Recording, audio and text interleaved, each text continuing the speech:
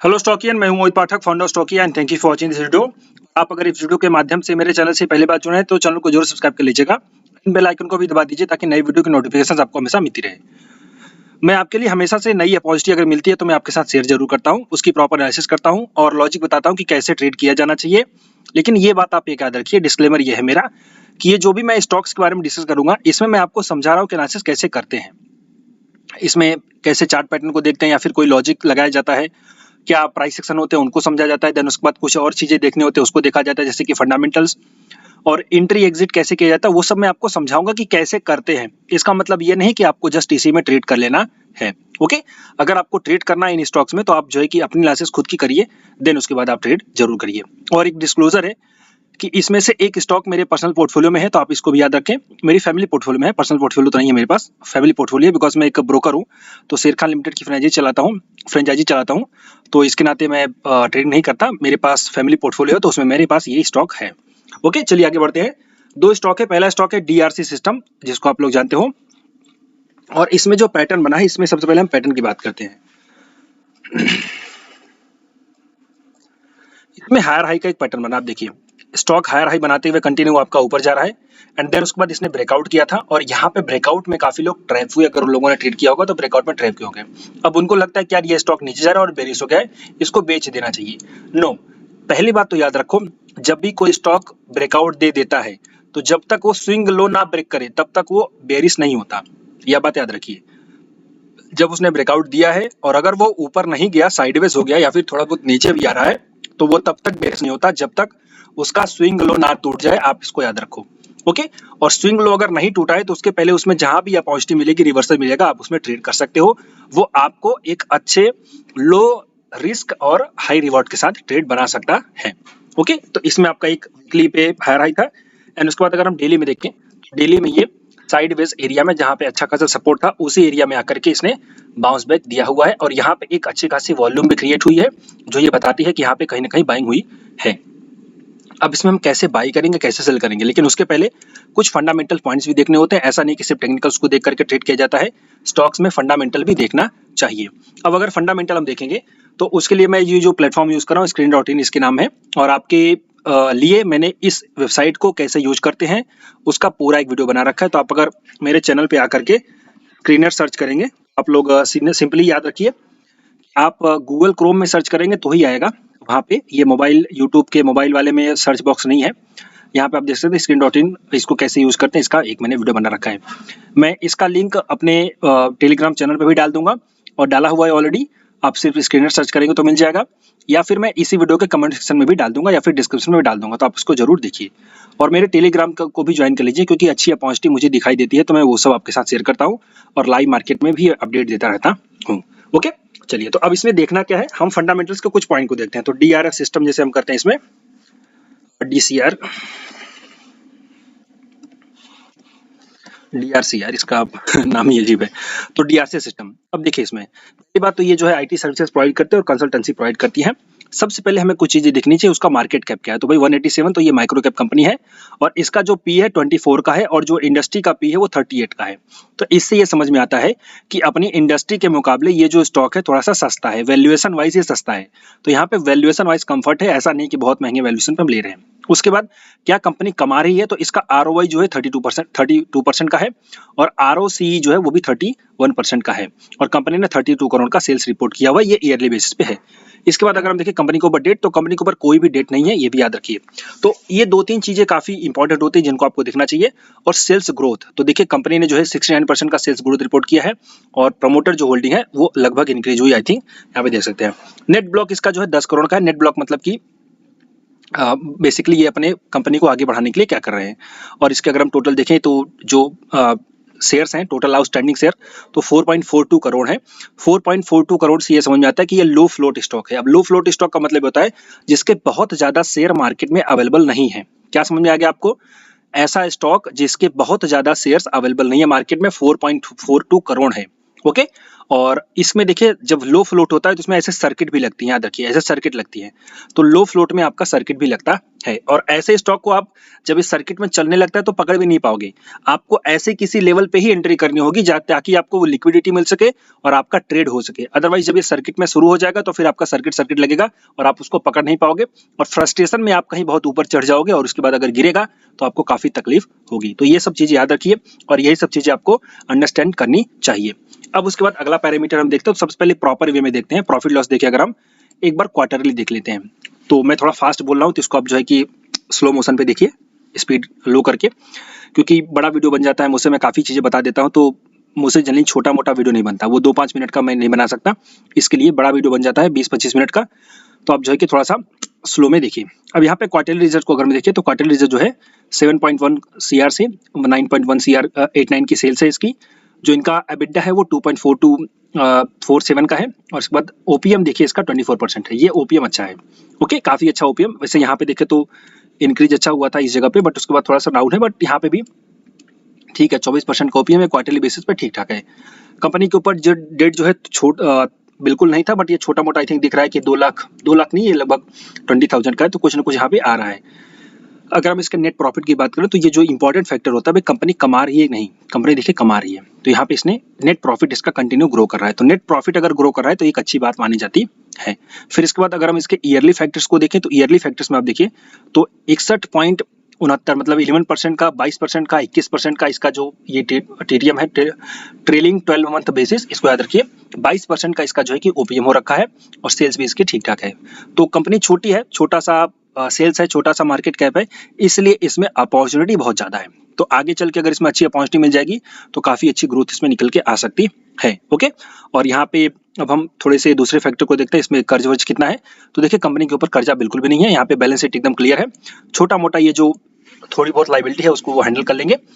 और आगे अगर हम देखें इसके कैश फ्लो के बारे में तो कैश फ्लो भी ठीक ठाक है, पहले नेगेटिव था बट अभी यहाँ पे थोड़ा बहुत ठीक ठाक हो चुका है।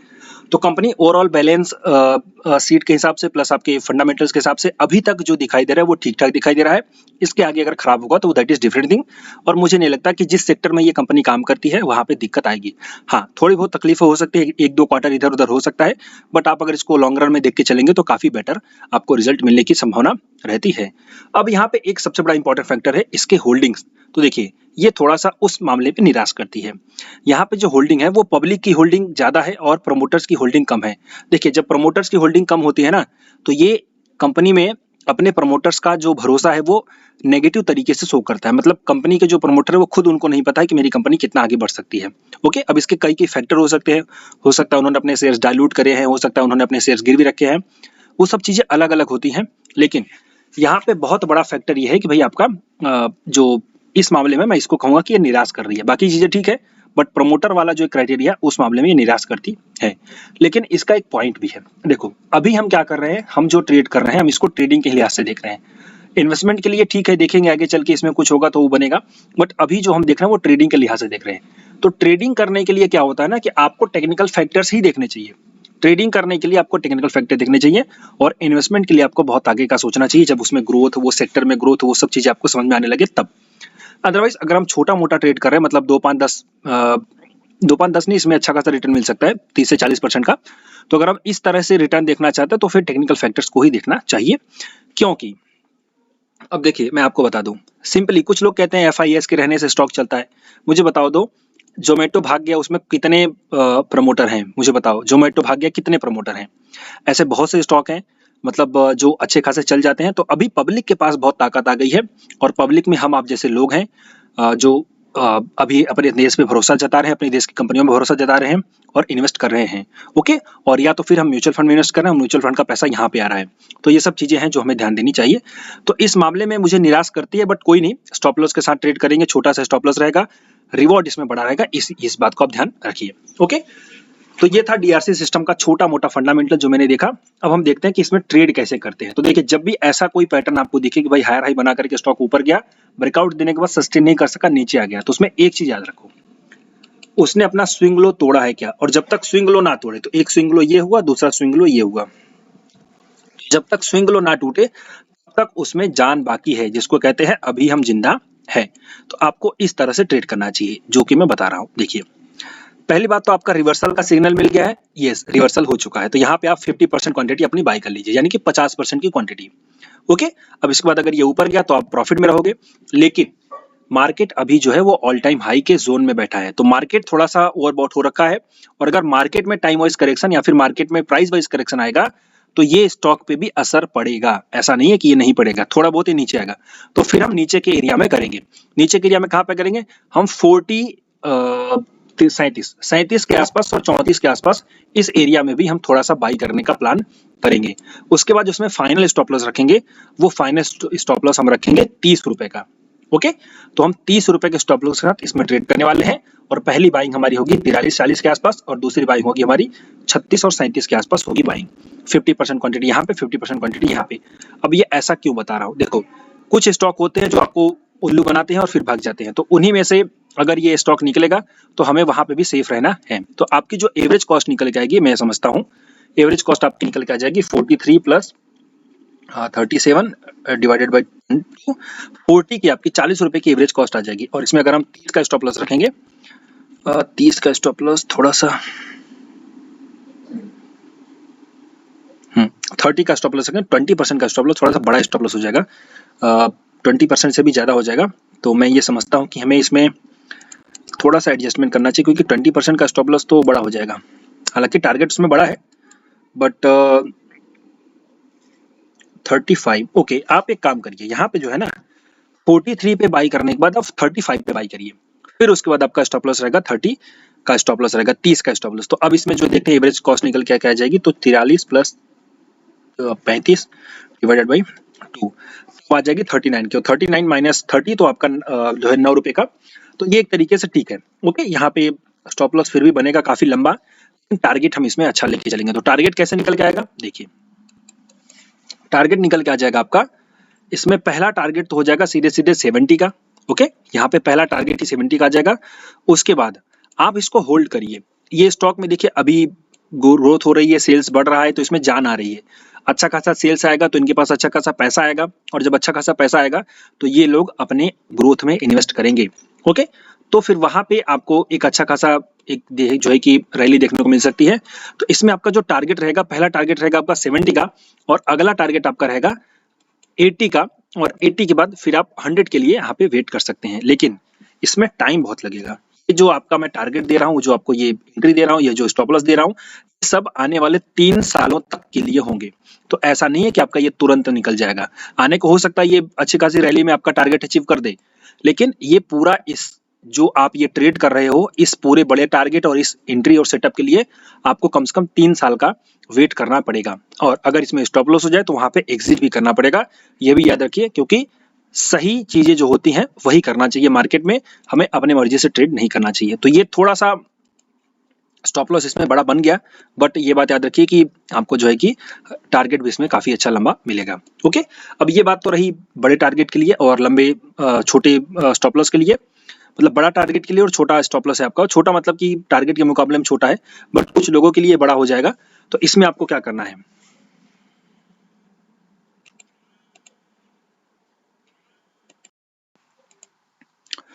ओके तो यहाँ पे देखिए स्टॉप लॉस जो है कि अगर किसी के लिए 30% का स्टॉप लॉस बन गया, जो कि मैं 9 पॉइंट का स्टॉप लॉस दे रहा हूँ इसमें, तो 9 मल्टीप्लाइड बाई 100 डिवाइडेड बाई आपका 39 की एवरेज कॉस्ट थी, आई थिंक 8 थी, 30%, 25-23% का आपका स्टॉप लॉस है, तो 25% का भी ठीक ठाक स्टॉप लॉस है। बट अगर किसी के लिए बड़ा है तो मैं उनको एक तरीका बताता हूँ, आप 2 बार इसमें ट्रेड करिए। आप जो है अभी बाई करिए और इस लो के स्टॉप लॉस के साथ ट्रेड करिए, और आपका टारगेट यहाँ पे बताता हूँ, ये समझिए। आप यहाँ पे बाई करिए और आपका जो स्टॉप लॉस रहेगा वो रहेगा, ये रहेगा 6 पॉइंट का, नहीं यार ये भी बड़ा हो गया, ओके यहाँ पे 4 पॉइंट, 4.5 पॉइंट का, और फिर आप इसको टारगेट के लिए होल्ड करिएगा। ये आपका पहला टारगेट हो जाएगा 20 पॉइंट्स का। 20 पॉइंट्स का ज्यादा नहीं लीजिएगा, 20 पॉइंट्स का। यहाँ पे जो है सेलिंग प्रेशर हुआ है इसकी वजह से। तो ये आपका एक ट्रेड बनेगा जो कि छोटे स्टॉप लॉस ट्रेड करना चाहते हैं, अगर वो 25% हैंडल कर सकते हैं तो फिर उनके लिए बेटर है। और इसमें अगर स्टॉप लॉस हो जाए तो अगेन आप फिर नीचे बाई करिएगा, उसमें आपका पुराने स्टॉप लॉस। तो आपका 2 टाइप में ट्रेड होगा, आप इसको कर सकते हैं। ये 2 तरीका मैंने आपको बता दिया, ओके। और कुछ लोगों को ये समझ में नहीं आया होगा, तो देखिए ये चीजें आपको समझनी पड़ेगी। ये सब चीजें थोड़ी सी ट्रिकी हैं, लेकिन मार्केट में यही सब चीजें काम करते हैं और यही सब चीजें आपका रिस्क मैनेजमेंट बनाती है। तो पहला ट्रेड आपका यहाँ पे होगा, और अगर आप इसमें स्टॉप लॉस हो जाए तो एग्जिट कर जाइएगा, दूसरा ट्रेड आप नीचे करिएगा। और अगर आप दोनों कर सकते हो तो यहाँ पे 50% और यहाँ पे 50% क्वांटिटी के साथ ट्रेड करिए और आपके टारगेट और स्टॉप लॉस के लिए वेट करिए। अगला जो स्टॉक है उसका नाम है टारसन प्रोडक्ट। अब ये फंडामेंटल पॉइंट्स पे मुझे निराश करता है और इसने मुझे काफी निराश किया हुआ है क्योंकि मैंने इसको काफी ऊपर से होल्ड कर रखा है, लेकिन लॉन्ग टर्म के लिए मुझे ये समझ में आता है, लॉन्ग टर्म का स्टॉक है, इसके प्रोडक्ट में ट्रैक्शन है, पेनिट्रेशन है, बट अभी ये चल नहीं रहा है क्योंकि कभी कभी स्टॉक नहीं चलते हैं तो वो सब चीजें भी हमें देखनी पड़ती हैं। और इसके अगर हम छोटे से फंडामेंटल को देखें तो टारसन प्रोडक्ट इसके ओके, ठीक मैंने इसके ऊपर वीडियो बनाया भी है क्या,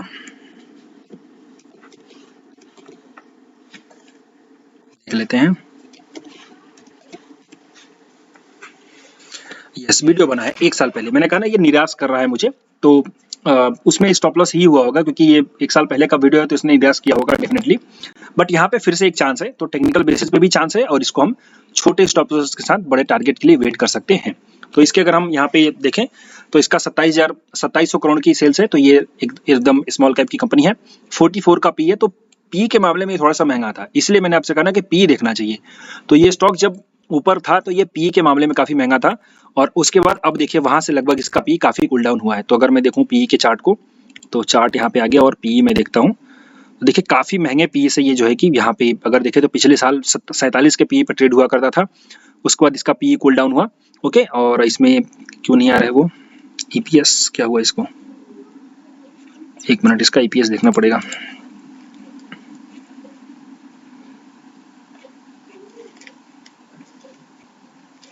ग्यारह का है, 15 का है, ओके ठीक ठाक है। यहाँ पे काफी ज्यादा इसने जो है कि ईपीएस में घटा किया है, आई थिंक इसमें कुछ हुआ होगा, देखना पड़ेगा मुझे ओवरऑल। बट जो हम अपनी चीजें करते हैं उसको ध्यान में देते हैं और स्टॉप लॉस छोटा है तो इसकी वजह से ट्रेड इसमें बन सकता है। तो सिंपली यहाँ पे 44 का पी है और यहाँ पे 35 के पी के साथ इंडस्ट्री के साथ ट्रेड हो रहा है, तो हल्का ही महंगा है बट फिर भी ओवरऑल महंगा तो है ही। आरओसी 19% का है, आरओई 15% का है, जो कि ये दोनों ही सेटिस्फाइड हैं फैक्टर में। अगर हम इसका डेट के देखो तो 123 करोड़ का डेट है इसके पास। ओके, और डेट टू इक्विटी अगर हम देखें यहाँ पे तो डेट टू इक्विटी कहाँ गया, डेट टू इक्विटी यहाँ पे 0.021, तो ठीक ठाक है, कोई दिक्कत नहीं है। ओके, और ओपीएम इसका 41% का है, तो ठीक ठाक काम काज चला है।